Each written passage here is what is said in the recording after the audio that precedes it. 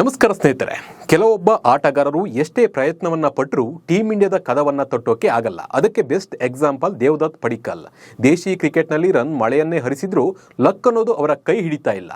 ಈ ಬಾರಿಯ ವಿಜಯ್ ಹಜಾರೆ ಟ್ರೋಫಿ ಟೂರ್ನಿಯಲ್ಲಿ ಪಡಿಕ್ಕಲ್ ಪರಾಕ್ರಮವನ್ನು ತೋರಿಸಿದ್ದಾರೆ.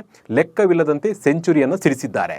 ಸೆಮಿಯಲ್ಲಿ ಸ್ವಲ್ಪ ಡಲ್ ಹೊಡೆದ್ರು ಲೀಗ್ ಪಂದ್ಯಗಳಲ್ಲಿ ಪಡಿಕ್ಕಲ್ ಬೌಲರ್ಗಳ ಬೆಂಡನ್ನು ಎತ್ತಿದ್ದಾರೆ ಅಂತಾನೆ ಹೇಳ್ಬೋದು. ಆದರೆ ಕನ್ನಡಿಗ ಪಡಿಕ್ಕಲ್ಗೆ ಟೀಮ್ ಇಂಡಿಯಾದ ಬಾಗಿಲು ತೆರೀತಾ ಇಲ್ಲ. ಈ ಬಗ್ಗೆ ನೋಡ್ತಾ ಹೋಗೋಣ. ನಾನು ನಿಮ್ಮ ಶಿವರಾಜ್ ಬಾಣಂಕಿ. ನೀವು ಸುದ್ದಿಯಾನದ ಸಬ್ಸ್ಕ್ರೈಬರ್ ಆಗೋದನ್ನು ಮರಿಬೇಡಿ. ಯಾರಿಗಾದರೂ ಅವಕಾಶ ಸಿಕ್ಕಿದ್ರೆ ಮಾತ್ರ ತನ್ನನ್ನು ಪ್ರೂವ್ ಮಾಡಿಕೊಳ್ಳೋದಕ್ಕೆ ಸಾಧ್ಯ. ನೋಡಿ, ಪಡಿಕ್ಕಲ್ ದೇಶಿ ಟೂರ್ನಿಯಲ್ಲಿ ತಮ್ಮ ತಾಕತ್ತನ್ನು ತೋರಿಸಿದ್ದಾರೆ. ಸೆಂಚುರಿ ಮೇಲೆ ಸೆಂಚುರಿಯನ್ನು ಸಿಡಿಸಿದ್ದಾರೆ. ಈ ಸಲದ ವಿಜಯ್ ಹಜಾರೆ ಟ್ರೋಫಿಯಲ್ಲಿ ಕನ್ನಡಿಗ ದೇವದತ್ ಪಡಿಕ್ಕಲ್ ತಮ್ಮ ಪರಾಕ್ರಮ ಏನು ಅನ್ನೋದನ್ನು ಇಡೀ ಕ್ರಿಕೆಟ್ ಜಗತ್ತಿಗೆ ತೋರಿಸಿದ್ದಾರೆ. ಆದರೆ ಇವರ ಮೇಲೆ BCCI ಅದೇನು ಮುನಿಸ್ಕೊಂಡಿದೆ ಗೊತ್ತಿಲ್ಲ, ಇವರ ಕೈಯನ್ನು ಹಿಡಿತಾ ಇಲ್ಲ.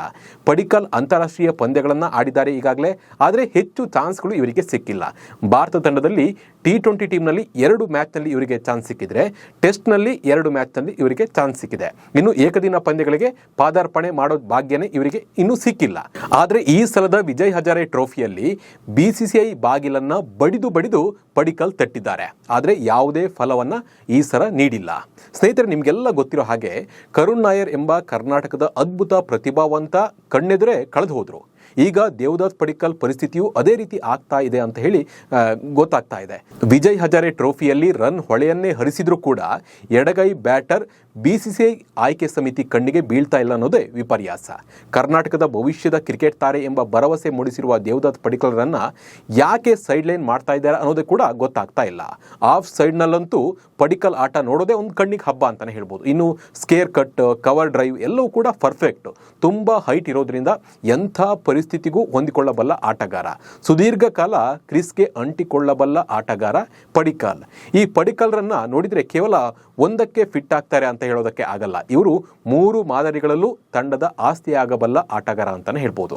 ಆದರೆ ಇವರಿಗೆ ಲಕ್ಕೆ ಕೈ ಹಿಡಿತಾ ಇಲ್ಲ.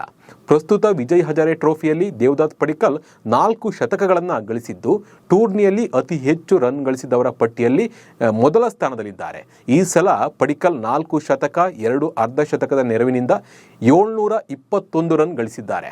ಅವರ ಅತ್ಯಧಿಕ ಸ್ಕೋರ್ 147 ರನ್. ಈ ಸಲ ಸೆಮಿಯಲ್ಲಿ 1 ಅಂಕಿ ರನ್ಗೆ ಔಟ್ ಆಗಿದ್ದು ಬಿಟ್ಟರೆ ಈ ಹಿಂದಿನ ಎಲ್ಲ ಪಂದ್ಯಗಳನ್ನು ಕೂಡ ಚೆನ್ನಾಗಿ ಆಡಿದ್ದಾರೆ. ಬ್ಯಾಟರ್ ಒಬ್ಬ ತನ್ನನ್ನು ತಾನು ಸಮರ್ಥ ಅಂತ ಹೇಳಿ ಸಾಬೀತುಪಡಿಸಿಕೊಳ್ಳಲು ಇದಕ್ಕಿಂತ ಹೆಚ್ಚು ಇನ್ನೇನೂ ಬೇಕಿಲ್ಲ. ಕಳೆದ 3-4 ವರ್ಷಗಳಿಂದ ಈತ ಆಡ್ತಿರುವ ರೀತಿ ನೋಡಿದರೆ ರೆಡ್ ಬಾಲ್ನೊಂದಿಗೆ ವೈಟ್ ಬಾಲ್ ಕ್ರಿಕೆಟ್ನಲ್ಲೂ ಟೀಮ್ ಇಂಡಿಯಾದ ಕಾಯಂ ಸದಸ್ಯನಾಗಿರಬೇಕಾಗಿತ್ತು. ಆದರೆ BCCI ಆಯ್ಕೆ ಸಮಿತಿ ಕಣ್ಣಿಗೆ ಬಟ್ಟೆ ಕಟ್ಟಿಕೊಂಡು ಸುಮ್ಮನೆ ಇರುವುದನ್ನು ನೋಡಿದರೆ ತುಂಬ ಬೇಸರ ಆಗುತ್ತೆ. ಈ ಬಗ್ಗೆ ನಿಮ್ಮ ಅನಿಸಿಕೆ ಮತ್ತು ಅಭಿಪ್ರಾಯವನ್ನು ಕಮೆಂಟ್ ಮೂಲಕ ತಿಳಿಸಿ. ನಮಸ್ಕಾರ.